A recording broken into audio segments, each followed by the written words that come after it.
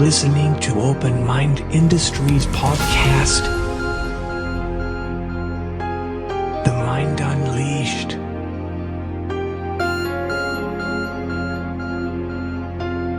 Sit back, listen, and open your mind.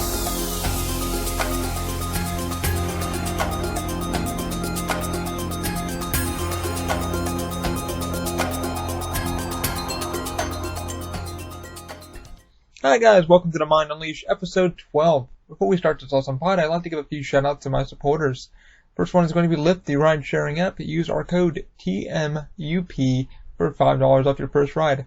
Also, check out Dine Art Studios if you're trying to get a home sold or do a professional drone shoot for your wedding, any special occasion. Use our code OMI and Dine Art Studios will give you 5% off when you book with them. Also, Weiss Productions is doing the same. Use our code OMI for 5% off when you book with them. Alrighty guys, let's start this pod. We'll be sitting down with Moby Ley. Enjoy, sit back, relax, and open your mind. Moby Ley. I am vengeance. I am the night. I am Batman. That's a good Kevin Conroy. Kidding. Superstar Moby Ley. Moby Ley, people. He's here finally. I've been trying to get him on a... we've been trying to do this for a while. I just really didn't know what we were going to talk about. I wanted him to sit down and just shoot the shit. Ready. Yeah.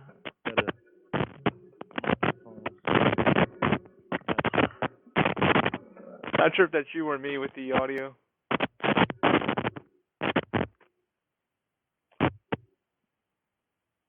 I think your mic's giving out a little bit.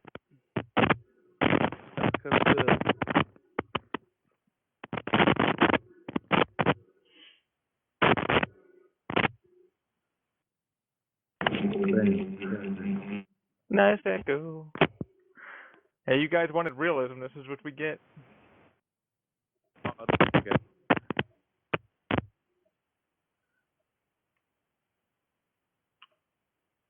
Yeah, I can't hear anything you're saying.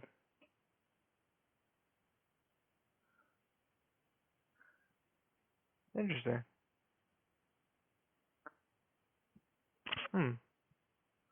See if... Well, at least on my end. No, not on my end. Can you hear me? Can hear you now, yeah. Can hear you now, yeah. All right, cool. Yeah, I don't know what it's like. This is like a $50 pair of headphones. Well, that's going to be interesting for the podcast. Well, you guys wanted realism, and Moby, we didn't know how we were going to do this. We didn't know how the audio was going to be. Look. This is actually a new recording software I'm using, so. It's going to be amazing. History in the making. I even rocking my Moby Ley shirt. Now, you guys are getting another character. When I first met you, I'm really curious. How did the character come up? It's not a character. It's who I am. It's me 24/7. When I go by the international superstar Moby Ley, it comes down to this. They say dress the part of who you want to be. So, right now, though I'm not famous yet, technically, when I am famous, I can say I didn't change at all. I've been like this the whole time. I've been talking in third person. I've been going by the international superstar. Right. It's not something that I can turn off. Like, when I go home, I don't go become something else. It's like Moby Ley 24/7. Right. Well, I mean, how did you Moby Ley become? Like, how did you know when this was what you wanted to be? When I was 10 years old, I'm gonna go back even further. I got a funny story. Okay, I can do this. I don't know if you're religious or not, but I'm a Christian. Okay. And before I was a Christian, I used to think that my pastor was God when I was a kid. I found out that wasn't the case. Like, I thought that was just God telling stories about his life. When I found out he wasn't, and it was just like a pastor saying things, I'm like, if that's not God, who is? And I thought he wasn't real because I couldn't physically see him because I couldn't fathom something like that. So I was an atheist for a few months. And then when I was 10 years old, God spoke to me and was just like, hey, I'm real. Go get saved. Now it's like, I so I got saved then, and when that happened, my whole life changed. And at 10 years old, 15 years ago, I started making videos. This before YouTube was a thing. So like, Okay. I had the VCR. I put the visual cord in my PlayStation and the audio cord to a DVD player, and I would film the game with music that I put in there and like do slideshows on a computer or pictures, and I thought I was the man. And everything I'm doing now is stuff I wanted to do since I was a little kid. So like Right. I'm literally trying to live my childhood dream. Nothing at all is different now that I'm trying to do that I haven't been trying to do for the past 15 years. Mhm. I mean, that sounds freaking crazy because you already knew then. You were like, okay, I'm gonna be YouTube before YouTube. I'm gonna try to do something unique before it becomes mainstream and everybody's doing it. How does that feel now? Like when you look at it now, you're like, damn, I was already ahead of the game, or I wish I was ahead of the game.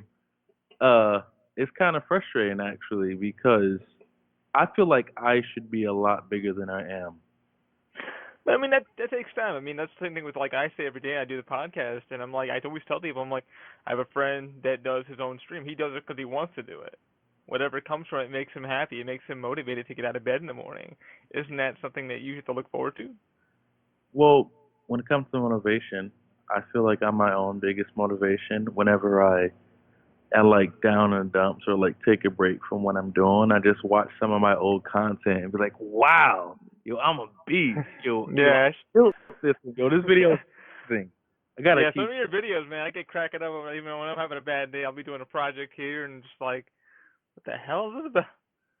And I just Exactly. lose my mind. I'm like, how in the hell did he come up with this? 'Cause I'm doing it for so long. And Yeah. what's kind of frustrating is like I've worked with people who have millions of subscribers, like multiple people. People who've been on TV, people who've been in movies. So like when I work with people like that and I'm at where I'm at, it gets frustrating, but at the same time, I feel when I do make it, I'm be up there like The Rock and stuff like that. You know? Yeah. So it's all about the journey getting there. I know I'm gonna get there. I just don't know how long it's gonna take. I mean, things to say about that is, you got to stay positive. I mean, it's people that make it there. It's hard. Like Pitbull said, the one thing it's easy to make it. It's hard to maintain it.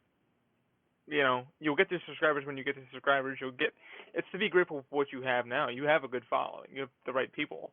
You know, Yeah. and it's kind of like I don't see why some people are like, I want to be famous. And when they finally get to the plateau, they're like, wow, I got here. Now what else do I achieve? You know. And the people that do have a lot of subscribers, it's minor for them. I mean, sometimes they're like, oh, I'm too famous or I'm too this.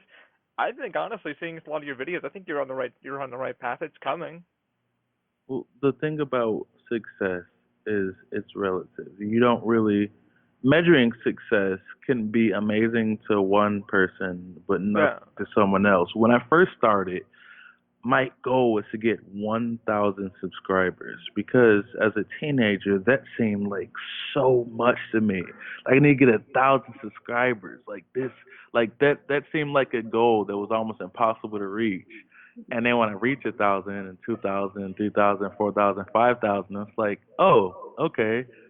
Now I see 5,000 isn't a lot. So now you got to go to the next goal and the next goal. And I feel like people who make it big like that and don't know what to do is because they aren't when they make it they don't know where to get versus another personality trait would be like, all right, I made it here, how can I improve what I'm doing now, how can I be even bigger, how much extra work can I do. Exactly, and I think that's one thing. Like I see that you do every week. It's like, okay, today I'm putting out a new cast, or I have a new script that I want to put out, and it's like you already kind of know your agenda for the year or the month. So you already like, hey, I have a script in the works. Like, how do you come up with the projects? Hey, look, just like people write stories, do journal entries and stuff like that, I like to bring my imagination to life. And I just like to create things, something that I enjoy. Like the next few projects I'm working on, I'm doing some parodies of some Marvel shows: Luke Cage, Jessica Jones, Iron Fist, Daredevil, and I really like those shows. So I want to create my own version, just like creating my own version of The Walking Dead. Like when you watch it, I feel like everyone when they watch shows, they like imagine different things, different scenarios of the characters being there. And I do the same thing. You can find motivation from literally anything. Like the video I did where I did a video like when you're watching porn and come across a banger. Like there was literally a video of me watching that, saying a song on it, and be like, oh snap, this goes hard. That one was a little weird, like my best one yet. I'm like on Facebook and I'm like, okay, how do I perceive this? How do I? It's like just click, watch, let him have this one, Exactly. and I was like, wow. Because it's not some, it's just imagination. When you daydream and imagine things and it makes you laugh, it's gonna make other people laugh. You can't. I don't put things out that I think people are gonna like. I put things out that entertain me, that come up in my head, and I make it so good that they have to like it. Yeah, I think that's like the thing. I listen to a lot of Kevin Smith, and he says that a lot. He says, I make a lot of these movies for myself to make me happy, and if you like them, you like them, you know? And he's like, I'll get the following. I mean, it's pretty funny that that's the same criteria you're going with. It's like, I do them for me to get them out of my head, so I have something to look back when. Like, they're entertaining for you. Yeah. I mean, I found that pretty freaking intriguing. It's like, okay, I find, because like when you did the Walking Dead one, and you were like, that was a big thing. We were talking about like, I'm gonna put the Walking Dead out, and I kind of, when I saw it, I was like, I gave you some, technical stuff. I'm like, hey, why don't you use a reflector here or this? Like, I never thought about using that. When somebody gives you kind of advice, like, how do you take it, to like improve your filming or what have you? I love it. Oh, one thing. Well, I was back when I was in high school. I was in theater for 4 years, and I wasn't really one of the main actors. I was an extra a lot. I was good enough. Same. Yeah, same. I was behind the scenes. Yeah, I was good enough to get guaranteed a spot no matter what. But like my body type, I didn't get cast in the main roles. But and what upset me, like I was. Let's be honest, you're gorgeous. I agree. I wasn't as cute, but I was good enough to like nail my small parts, so I never needed any critique. But I feel like it hindered my growth as an actor because when you're telling this person work on this, this, and that, and this person work on this, this, and that, and don't tell me anything. Exactly. I don't know why, like theater groups, if any of you guys have taken them, they don't really say much. They always, you find the tier A and tier B, and we're like tier C. They're like, y'all are never gonna just stay on the side, and you're like, listen, we have more creativity than most of these guys here. Yeah. So when it comes to stuff like that, the more brains, the better.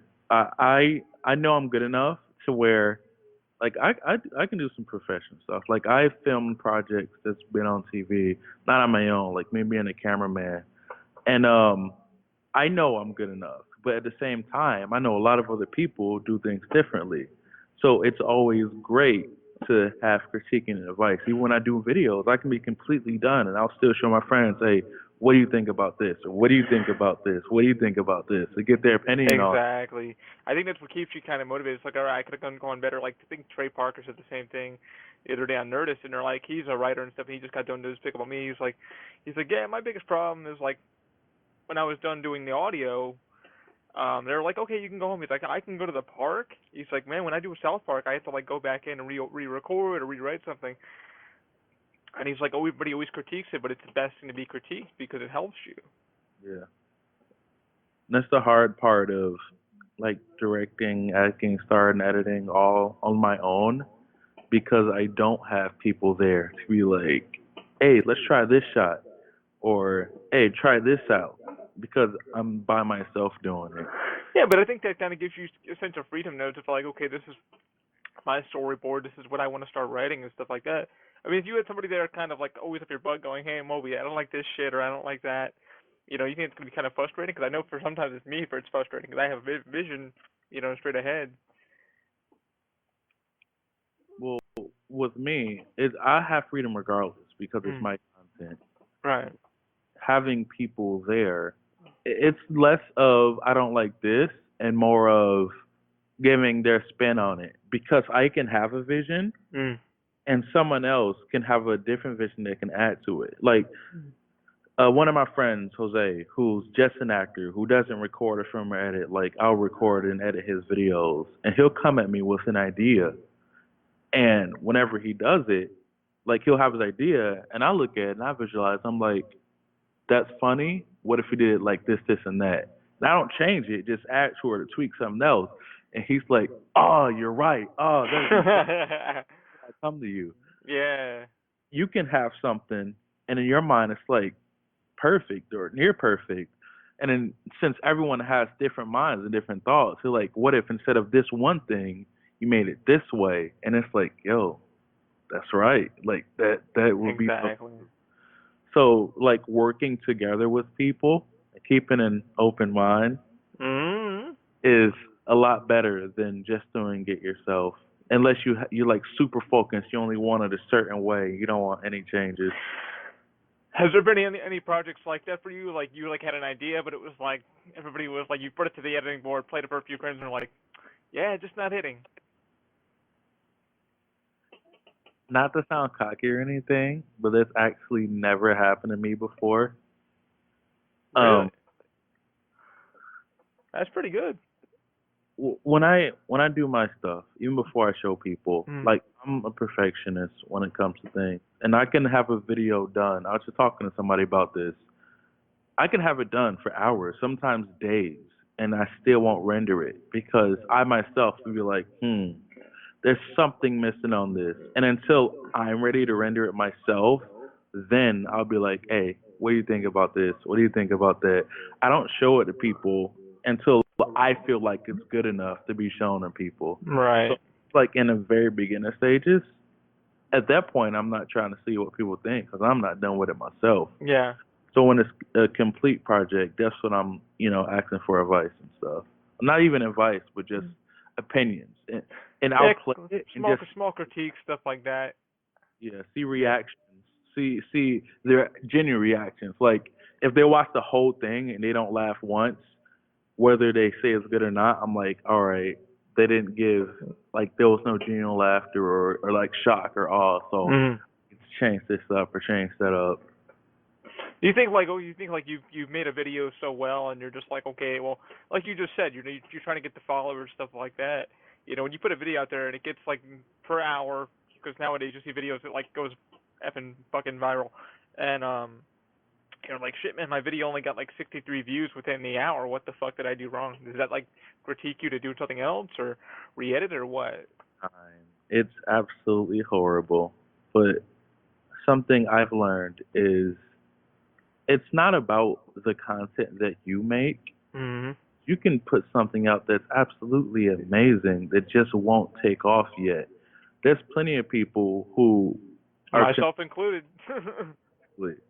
people who are consistent with what they do and get no love at all, but that's because the right people haven't seen it. Like a lot of things that go viral aren't production value things, Not at all. They're cell phone shot. They're not even done properly. but you can't get discouraged for stuff like that. Like I No. did a series called Gimmick Infringement where I played different professional wrestling in each episode. And I had actual famous wrestlers in the Hall of Fame. They're on Raw. The general manager, Raw, Kurt Angle, was in one of the episodes and in the trailer. And that I was struggling to get 100 views on those episodes, and it was like real high quality stuff. But that was because at the time when I released it, YouTube had a bunch of problems with the subscription stuff, and like a lot of stuff was messed up, and I was real discouraged because I not only put hundreds of dollars into it, I felt like it was some of my best work, and I got celebrities in it. Yeah. Because you've But, got Gene Oakland and a few other guys give you a shout out on their on their pages. Kurt Angle, Mojo Rawley, Josh Matthews, Matt Hardy, bunch of different wrestlers, and like I that still today that deserves a lot more views than it got. But it was about timing when it came out because of how YouTube was. But I still believe that thing is gonna get a shine. I mean, it's like when we say it now, it might. Cause, the funny thing is, like, people are like, "Why do you record your podcast? Why do we do video?" I'm like, "Well, because you don't know how it's gonna be received. Some people don't like listening to audio. Some people don't like listening to video." I said, "Consider they'll find it when they find it. When somebody needs the outlet. It's like your videos, and you've been putting them on through Facebook and then through YouTube because you're trying to maximize your full audience. And I feel like Facebook is kind of weird for that, guys, because Facebook freaking okay, it allows you to post your link, and then you have to have Facebook gets credit, and then your YouTube channel, you obviously trying to get paid, so you're just like, oh crap. And do you feel like that's kind of hard? It's like you have to like kind of source yourself out to many different other hubs just to get views. Um, I definitely get the most views on Facebook as of right now. The only thing that sucks is I am partnered with Full Screen on YouTube, and I can only get paid through YouTube. So Yeah, and that's a pain in the ass. yeah, so I'll have a video, like one of the Thanksgiving video that got 6,000 views on Facebook, but only 300 on YouTube. And it's like, wow, it would have been great if this 6,000 was on YouTube. But Yeah, exactly. I do that in Instagram too. But for the different platforms, it's different audiences.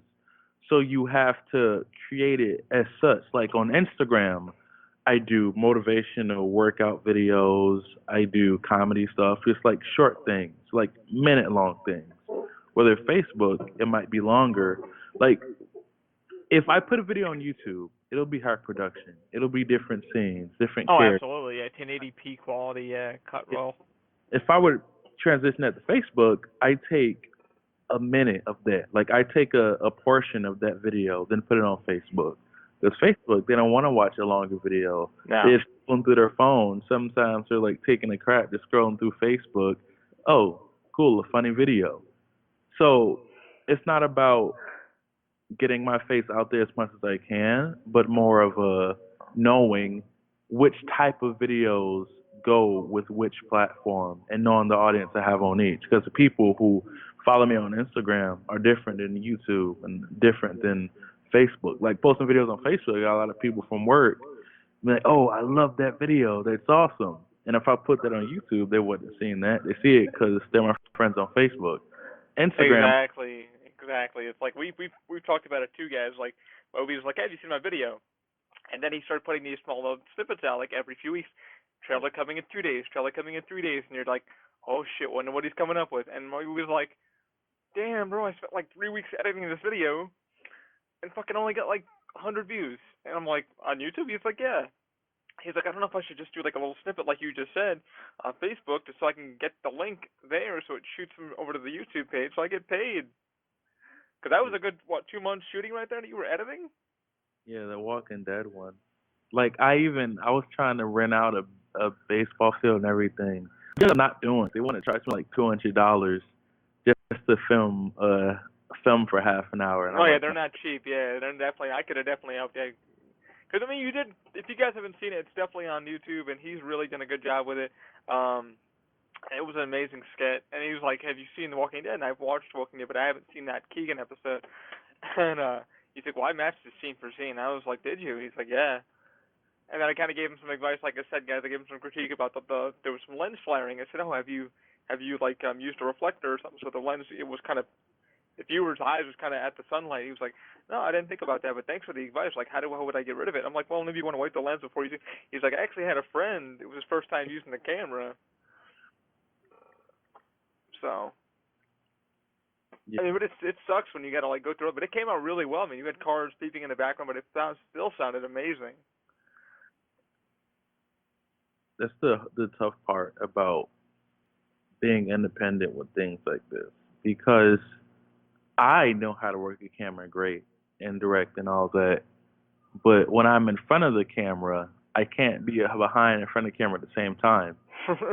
Like my If friend, we could, man, we would. yeah, my friend Rennie, I use as a cameraman. He obviously doesn't have the eye I do or the skills I do, but he helps me out and he records with me. So he's not gonna see all this or these programs, like problems that I would see if I was behind the camera. So when it comes to things like that, it's about making do with what you have. Like there's sometimes where I like being behind the camera better because like I'm in full control and I know exactly how everything's looking as it's being recorded. And when you're in front of the camera, you don't know it all until after you see it play back. But Yeah, I mean that's the fun part of it because it's like okay, it's like everybody you put in there seems like they're having a lot of fun, and like even if they don't know what they're doing, they're like, "Yo, this could be a fun shoot." exactly. Like, how do you How do you find like your cast? It's tough. It's real tough. It depends on timing. If it depends on if I got a buzz or not. Because at one point, everybody's begging to be in my videos, and if it's like a downtime, then no one cares to do it. So like, I'm I'm starting to get my fan base back, so I have more people who want to be in it. But Yeah. people want to be in it if it seems like it's big. So if I'm in a downtime where I haven't made videos in a while, I'm trying to get people in it, it'd be a lot harder. But if I'm posting these videos like this get 1,000, this get a few thousand, and everyone's talking about me, then people want to try to come and be a part of it. I mean, why not? Do you find it funny though? Like when you did the mannequin challenge, like best mannequin challenge out there yet, and it was that thing where you were in the kitchen, you were singing, and I was like, bro, that got some crazy views. So I was like, you wrote mannequin challenge, so it confused everybody. They're like, oh, this isn't the mannequin challenge. I was like, smart move, Moby. Yeah. And Even with that, though, it's just I'm bad at keeping up with trends because the way I make things, I like to just create things from my mind instead of whatever's popular. But that right there was something that wasn't big yet. So I'm like, I need to do this right now. I can't slack. And it was legit like I use my mom's clothes and my mom's wig, but she doesn't care. She doesn't question it at all. She understands. And I just did it. And all of that was like spur of the moment. Like, what can I do to make this as epic as possible? Just set up my tripod and did these different shots. And my friend came over and I did more shots. And people's attention spans, if it's not something that's happening constantly, mhm. sidetracked. I want to look at something else. So that's taking advantage of a trend, but at the same time making sure I have the quality to back it up, have it be amazing. Because if I do have something viral, I'm not going to be a one-hit wonder because I have this full catalog of content. Exactly. And people they always ask us, so like, why do you guys even record your stuff? And like, it's like, because when you do have a fan base, somebody thinks it and they click on it, they're like, oh shit, this guy's been around for quite a bit. He's got quite a catalog.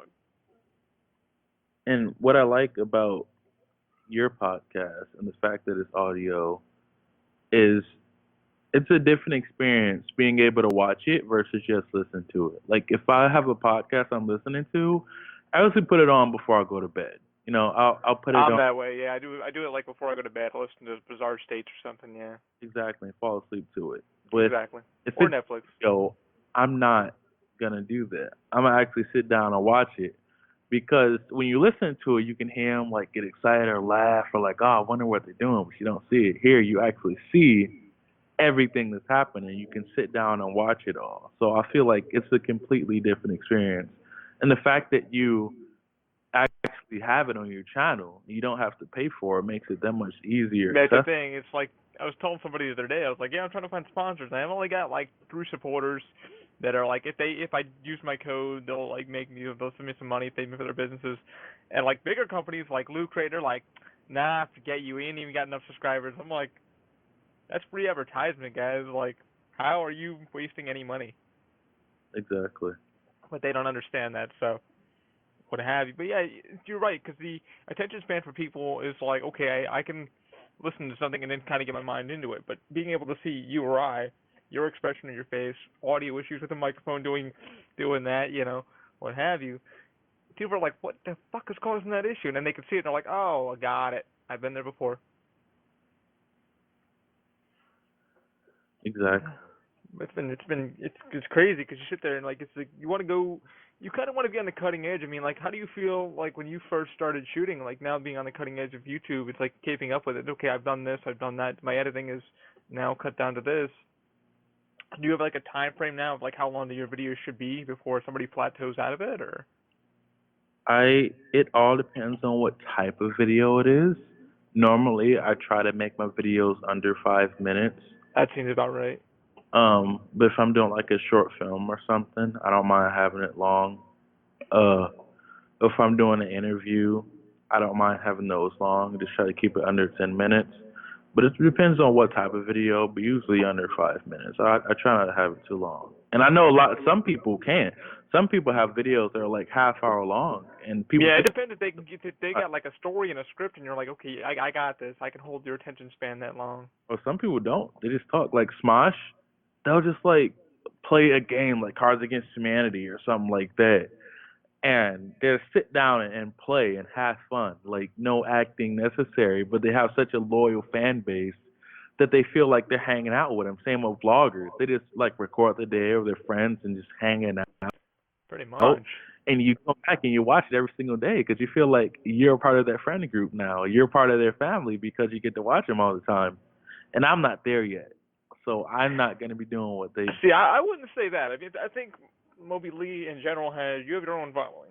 I mean, you've got obviously more followings than we do, and that's no problem. I think with you, it's like you have a certain clientele. You already know where you want to be. You know what videos you want to shoot, and you're like kind of already in that zone of like, you know what, screw it. If it doesn't hit, it doesn't hit. I'm gonna keep doing it because I love it. You know. Yeah. And you've already had that mindset. It's like if it hits, it hits. I'm not gonna cry. I'm not gonna. I'm gonna go on to this next script that I have built. You know, like you just said previously, it's like you can't have your cake and eat it too. Some people it's their attention span. Some people like this certain side of it because they're just trying to get out of their own mindset.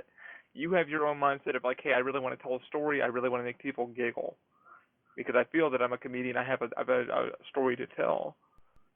You know. Comedy translates the best. We always got like superiors whenever we did comedy and theater. When we did the serious stuff, I mean, it was still received really well, but not as good as the comedies. So that's just a mental note that I made myself. Like people like to laugh. I mean, that's one thing people help on YouTube for is if it's not like a helpful guide on how to fix this or fix that, it's, hey, did Moby fall down the stairs today? Did Ollie trip? Or, it's kind of like one of those quick completion videos of like, I'm having a bad day. I'm going to get home and watch a video to make me laugh because my boss just got done yelling at me kind of thing. I never have to go through that. None of my bosses would ever yell at me.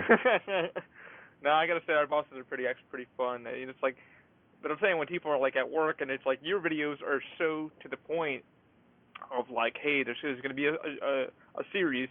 You've done quite a few series. Like, how's that been going for you? Well, it depends on what series it is. Undone Love Story is my most successful series. Okay. With like around 400 to 500 views per episode, averaging. Some even higher than that. One is almost at 1,000. That's and not bad at all. Yeah, romantic comedy series, and I had beautiful women in the episode. Hey. Like you're following my story, you want to see who I end up with in it, and that was great. Was the gimmick infringement, which I feel is a better story. It's geared just towards wrestling fans. So if you're not a wrestling fan, you might not be into it. But I still I'm proud of what I did. And the Walking Dead series, so I'm a huge Walking Dead fan. That was more for me than anything, whether it got views or not, because I love the characters. I love Rick. I love Negan. Like that's my favorite show on TV.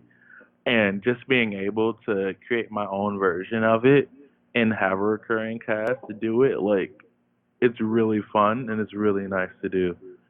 And I want to say one more thing. Wait, I had a thing to say, but I'm not sure if I remember it. It was in the top of my head, and I was thinking about it, but when I was about to say it just now, it ran off, and I'm a little upset that it did me like that. It's trying to make me look dumb, but I'm not going to. I'm going to remember it. You got this. You got this. All right. Come on. I Take it back. was going to say, it was like 2 subjects ago we were talking about it. I was going to say something, but I forgot. Oh, well, it'll come back to me. Hopefully it does, man, because I remember when you were talking to me about like your series and stuff. You're like, I was like, I can do all these series, but I can find a girl no girl would ever come up to me if I was like this guy or that guy. When you design a character for your series, like how do you go throughout that? Well, with Undone Love Story,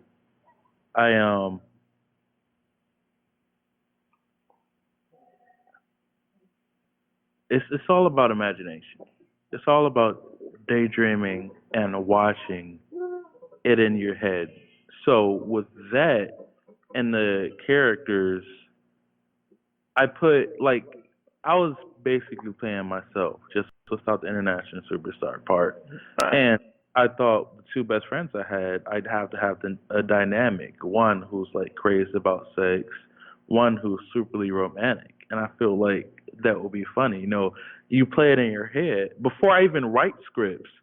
I would just daydream over and over, just like come up with all these different scenarios and daydream and daydream and daydream to the point where it's like, all right, this is how I want it. Then I start writing about it, and I remember what I was going to say earlier now. Oh. So when it comes to being the international superstar Moby Ley, I have a YouTube following and I have a following in person. For instance, I work at the company Universal Studios, Orlando, Florida, one of the best theme parks in the world.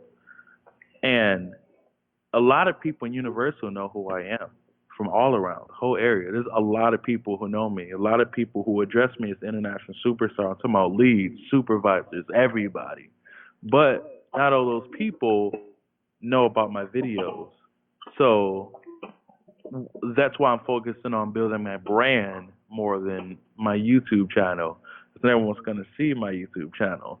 But if all these people more and more and more and more know who I am as a person, it'd be easier to get other stuff off the ground. Just Right. like you and, the open mind, instead of like you're not promoting just a podcast or just a YouTube channel. Like you have a full company that you have, and whether it be how tos or 3D printing or podcast or anything, that's all under the open mind name. Brand, yeah. That's really It's a lot of freaking work.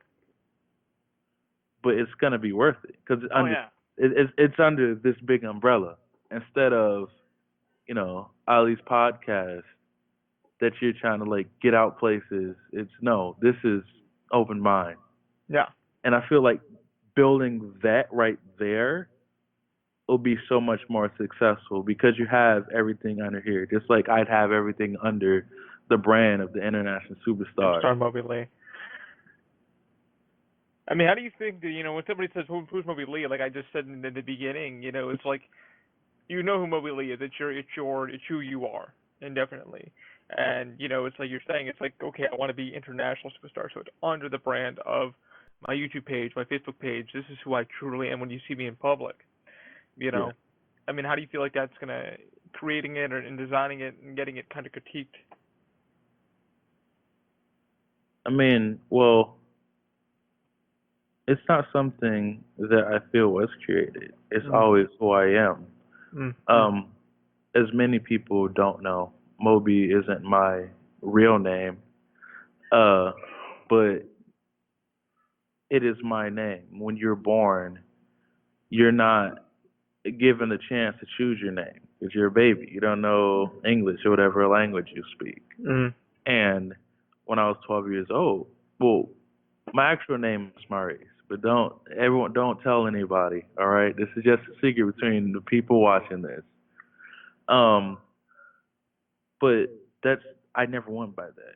Even when I was a little kid back in elementary school, they always called me Mo. And that's something that's like my mom would call me and that's it. And I never felt like that was really me. That's not who I am. Just like this is gonna be like a big comparison, but like when transgender people talking about how they're born in one body, but that's not them. They're really this person. I felt the same way with like that name. So like exactly. So like Moby Ley isn't like a creation that I decided to make. It's someone I've always been, but I didn't know what to call it until I was 12.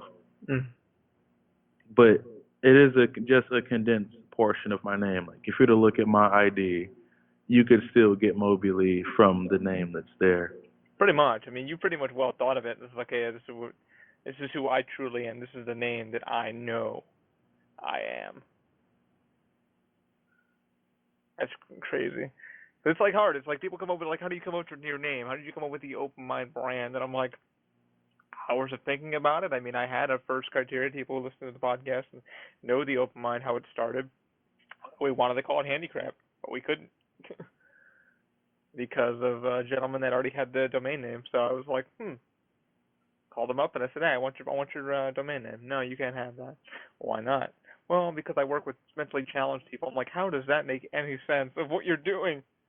You know, but I know what you're talking about. It's like really finding out who you truly are. You know. Yeah.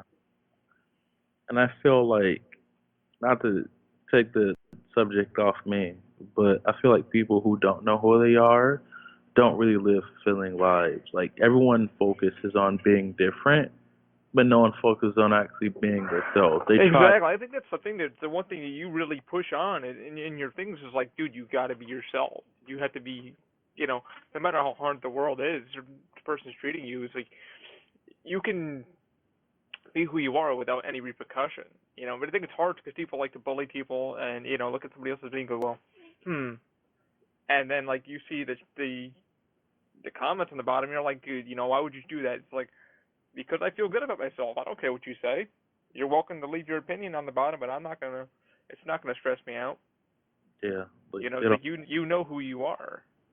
like I say some of the stuff that I've been called, but I don't know if I'm allowed to say it on the podcast. This is an open-minded, explicit podcast, so say what you So like. explicit. I've been called a fat nigger cunt before. Well, I mean, that's Fat ugly nigger cunt. And you knew that was gonna come. That's the easiest thing to call somebody to get under their skin. what really upset me about that, and I replied to him, and I said, look, You went down the rabbit hole. Why? I had to. I said, I may be fat, I may be a nigger, I might even be a cunt, but I'm not ugly. I had to set that straight. I'm cute. All those other things, whatever. But Whatever. Just like. But when it comes down to it, and maybe it's different because I'm 6'4" and huge, but those are just names on a screen. They're not people in person. I know that they wouldn't have the balls to step to me in person, so I'm not gonna. That's the one thing I keep telling everybody. I'm like, they can hide behind their Twitter handle, or they like saying it to your face is like, say it. Come on, say it now. No, you're actually a big person. Well, Exactly. maybe you got some issues that you need to work on. And something else that people don't realize, I'm a really, really, really nice person. Like I'm generally. You're generally a nice guy. Yeah. When I first met you, you were amazing. We spoke for a bit, and you were just really genuine. So what people don't realize is that when you talk bad about someone who's genuinely nice to everyone, you look bad. Like there's been times where people were, rare times, mind you, but times where people will say something bad about me, and so many people come to my defense. How could you say that? What's your Like this one rapper, I'm not gonna say his name because me and him are cool now. We actually work together afterwards. But he had beef with one of my friends rocking out in the underground rap scene. He wrote a status talking crap about me, and almost all the comments like, that's messed up. How can you say that? He's so nice. I can't support you if you're gonna say that about Moby. You just lost a fan. And I felt good because like just by me being a good person, like all these people, I get offended myself. All two are jumping on my defense, and he generally looked like a bad person for coming at me just because they know I'm a good person. Yeah. And stuff like that can be real rewarding. I think it's like what you said. You got to be genuine. You really, the minute you're genuine, is nobody can fucking really touch you. Exactly. And people, bad things happen to good people all the time. Honestly, it does. But people shouldn't get discouraged and try to be a bad person to get good things to happen, because things like that happen, what I just said. Like, when you're a good person, good things will happen to you. Not all the time, but eventually. If you got to stab someone in the back to get ahead in life, then you're not going to live a life that's as fulfilling, or as, like, the moments you have aren't going to be as good. Like, it's really not going to be worth it. When you go somewhere and you work hard and smart and you're real to everybody, and you're genuine to everybody, it's a lot better the Yeah, road. it's like me. It's like everybody's like, you're a fucking asshole. I'm like, I know what I am. Yeah, I told you I'm an asshole, but I'm not gonna sit there and sugarcoat anything you need me to say to you. Be that person behind your back, you know. Exactly. Like, I'd rather be that asshole that's straight up to you and say, hey Moby, you're fucking fat, lose some weight, you know. Well, thank you. I've been trying to. I don't know how to work out, man. What do you recommend? I mean, that scenario would be different because I do work out. 24-hour fitness is where I go, Yeah, killing it in the gym. he is, man. You should see his rope work. I wouldn't say fat. I'd more say obese.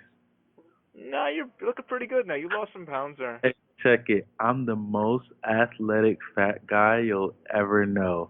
Like, I got muscles. Like they're not. I don't have cuts. Oh boy. I don't have cuts, but it's getting big. I'm not. See, the thing is, you're showing off because we both know you got muscles. I don't know, man. Our boy Nick looks pretty good too. He's going touring that thing. He's looking pretty good. I mean, he's still smaller than me, but Well, Nick asked me the other day. He goes, how do I look? And I'm like, tell me the truth. I'm like, you look good. Did I really lose weight? Did I really? Do you have that problem when you like hit the gym finally and people are like, Moby, you looking good? I have the thing about losing weight is when you see yourself every single day in the mirror, you're not gonna see it. Other people are gonna see it that haven't seen you in a while. So I've been told I'm trying my best. I've like the world and the universe works great. In 1 week, I had a conversation with a professional wrestler, professional boxers, and just like hardcore gym rats, just like asking them advice on where I need to be and how I need to do things. And I'm little by little going bigger and bigger and setting more goals. Like I can squat over 400 pounds now. That's not bad at all. And like all these other things. So like when people come to me, I'm like, yo, you lost some weight. Like although I don't see it, I'm not like, yeah, great. Now I can go eat some fast food. I'm like, yo, thank you. I'm trying my hardest to. Although I don't see it, I know I am because you're telling me. Mm-hmm. And that in itself is rewarding. But it also has the mindset of it's not good enough until I get to my goal. So I'm glad that I'm doing it, but I still got a lot of work to do. I say always keep at it, man. Always keep motivated, because that's the one thing somebody's like, well, how do you keep motivated to work out weekly or whatever? I've been out of the gym for about 2 months now. Everybody's like, damn, you still look good. I'm like, it's to walk to work, it's to walk back, it's to walk at work. I said, that's just consistent. Just keeping your calories down. That and you have those, I don't know what they're called because there's two of them.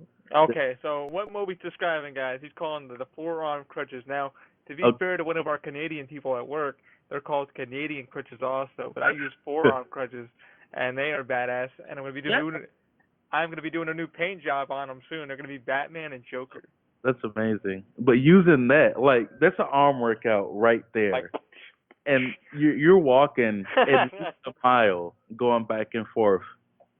I think the walk from my apartment now, guys, to the to gate 2, which is where we have to go in at work, is about a mile 50. By the time I hit like my watch clips, it said I did like a 30-minute workout. I was like, damn, I did not know I did that. Exactly. I mean, I don't know what it would be for you, because sometimes you do running around the park also, so you probably burn a little more calories than I do.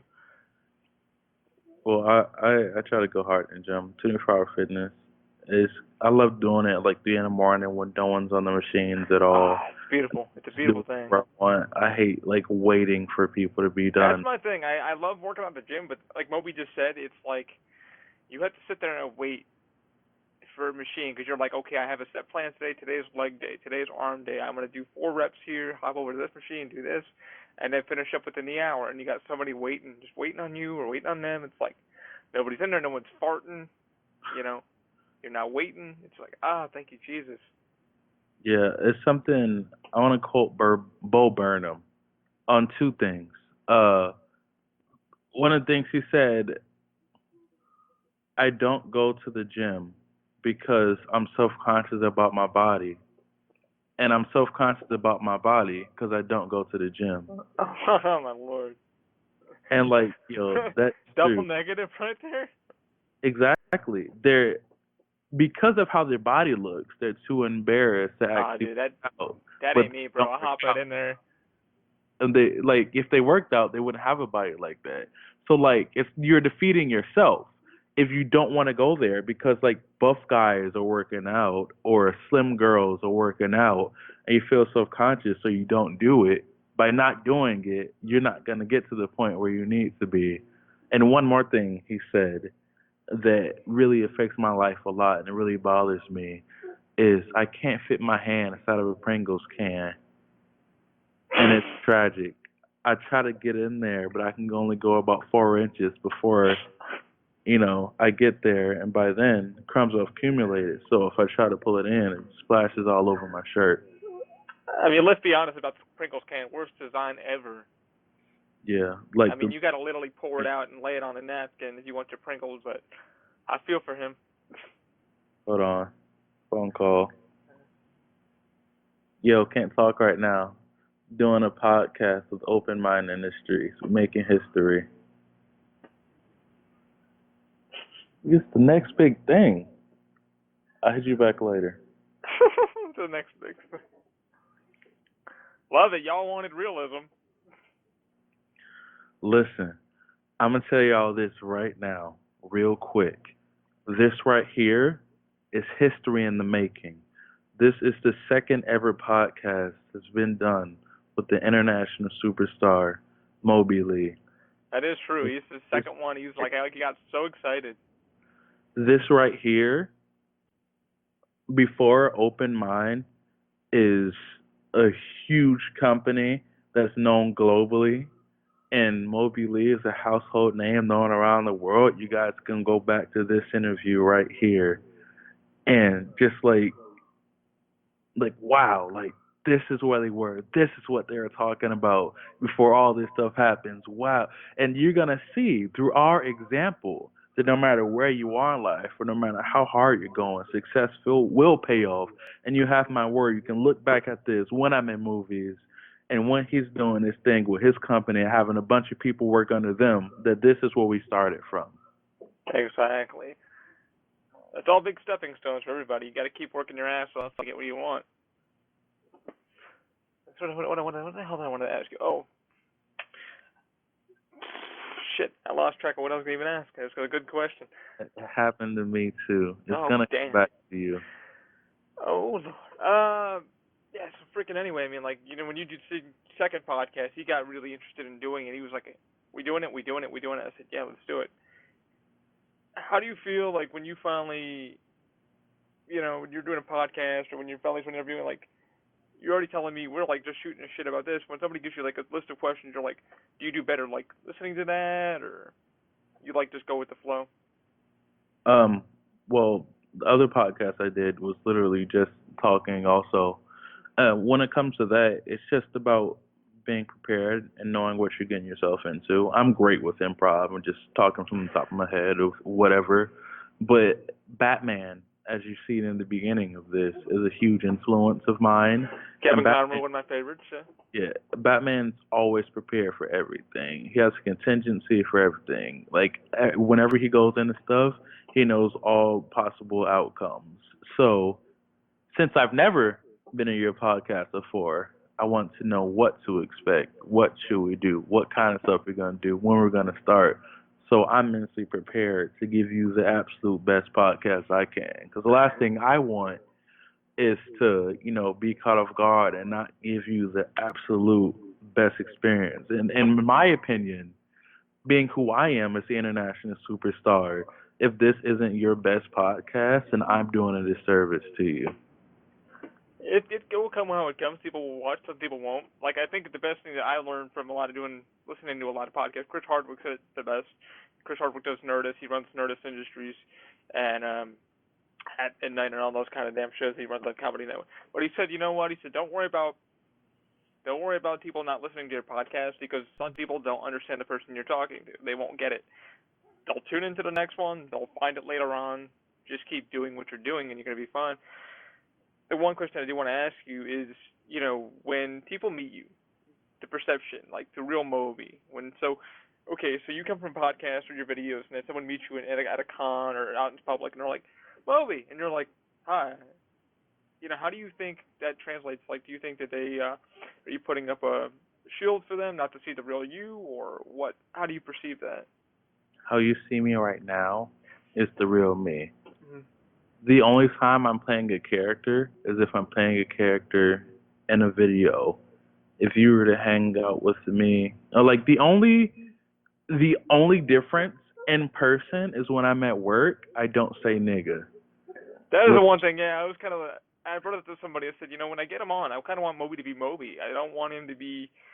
that's the only difference at Yeah, all. because when you're at work, you don't want to profanity and No, I don't curse at all. yeah, you try to be as clean as possible at work.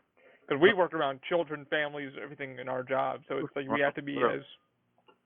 But that's the only difference. Like I don't curse at all, but I do say nigga a lot in my real life, and I don't at work. But that's the only difference. Besides that, if you meet me or if you come to me, I'm gonna be the same person I am on a podcast, the same person I am in my videos, because I feel like I shouldn't have to pretend. Like one thing I don't want to do is put on a front of someone who I want people to think I am in like videos. So it'd be like a lot of vloggers are like, "What's up, YouTube? It's me. This. Hey, how y'all doing? Ha!" And they're not like that in No, real. what they're trying to do is get numbers, keep their fan base, and their Yeah, energy is so. When you see them in public, they're like, "Oh, how you doing? How are you? exactly. Thanks for watching." And I'm not like that. Like me, what you see is what you get. And I'm me all the time. That comes to be a genuine person. Like however you see me on anywhere, like that's exactly who I am in person. Like it hasn't happened a lot. People have said they see me in videos or they're a fan or they recognize me from the internet, and it always feels great and it's always amazing. But what they see there is what they get, and I'm always down to kick with people, to take pictures and stuff like that. Like it's amazing and humbling. I mean, so what's? I mean, so you'll do that. So what's next for Moby Lee's agenda? Like, what is Moby doing?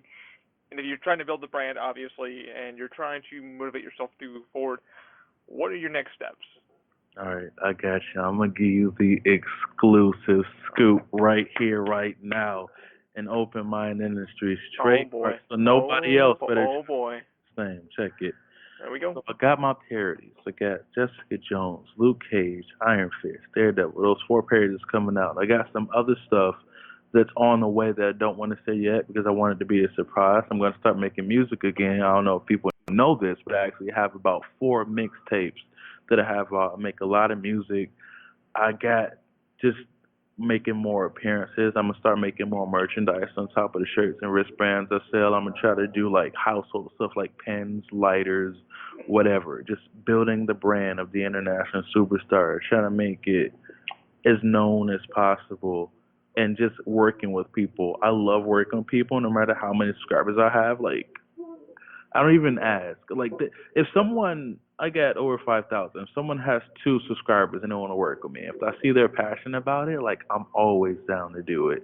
So, working with people, building my name, trying to be as big as I possibly can so I can, make something to myself. And down the line, if I see Brock Lesnar, I'm hitting him on sight. Like if me and him bump into it in the street, like I'm fighting him right then and there. Like Brock Lesnar, if you watching this, like you going down. I've been telling you for a minute. You had it too easy for too long. I don't care if you're the Universal Champion. I'm knocking you out. I'm taking your stuff.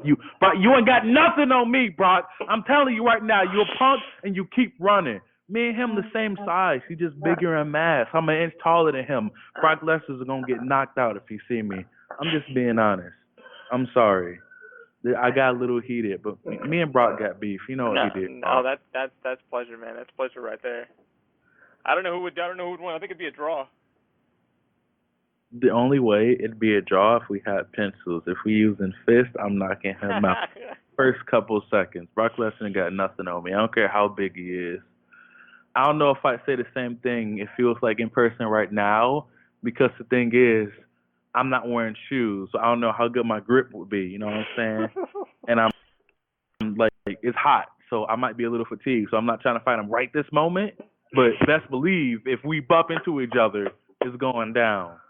That's a fight. You better wear a GoPro for that one. Yeah. But I want to know what you're gonna be doing in the future.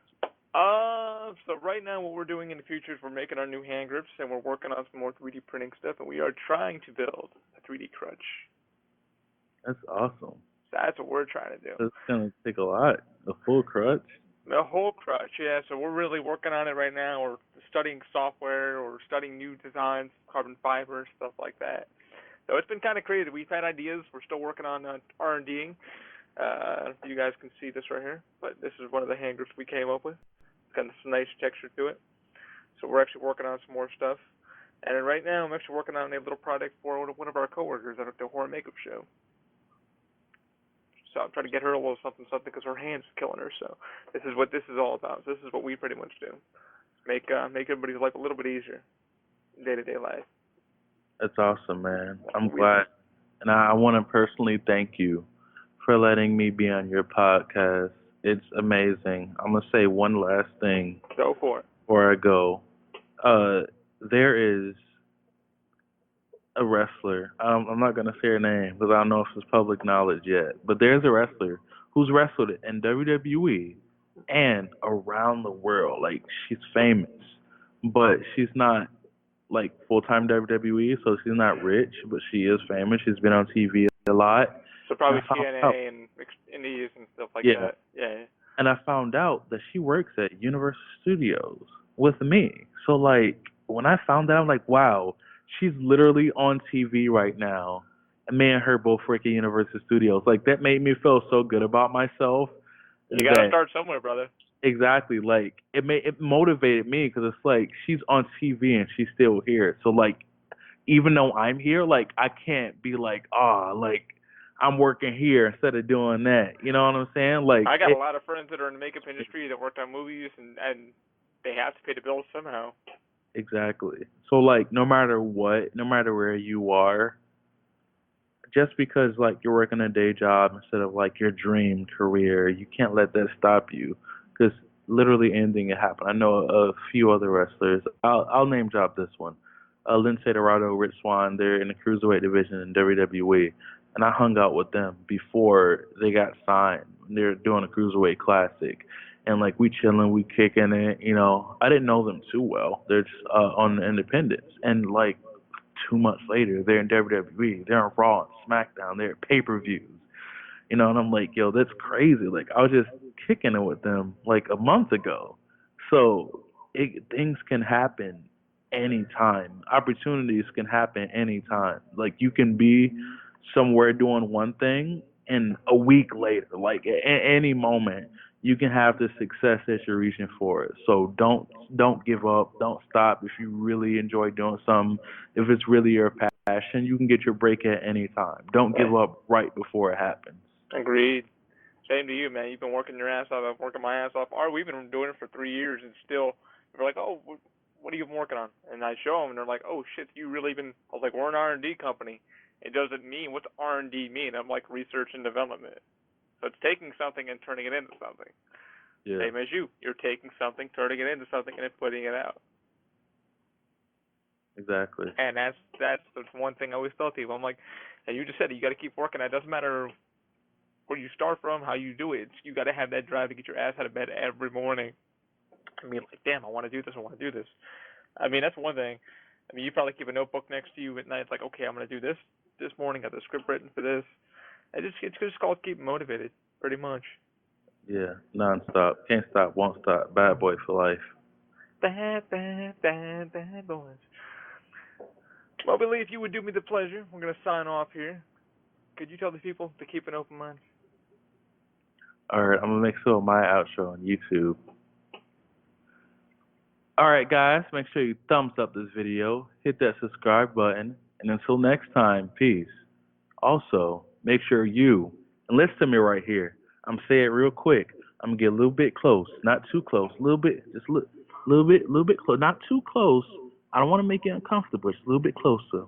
Listen to me right here, right now. See what you got to do. You right there, you just watching me. I'm looking at you. I'm looking at you. You got to keep an open mind. And always keep an open mind. Ladies and gentlemen, Moby Ley, thanks for dropping in. We will talk to you soon. And always, guys, remember to check out his YouTube channel, our YouTube channel, openmindindustries.com. Moby Ley's links will be under our video description, our podcast. Always, guys, keep an open mind. Moby, pleasure talking to you, sir. Have a great afternoon. Thank you.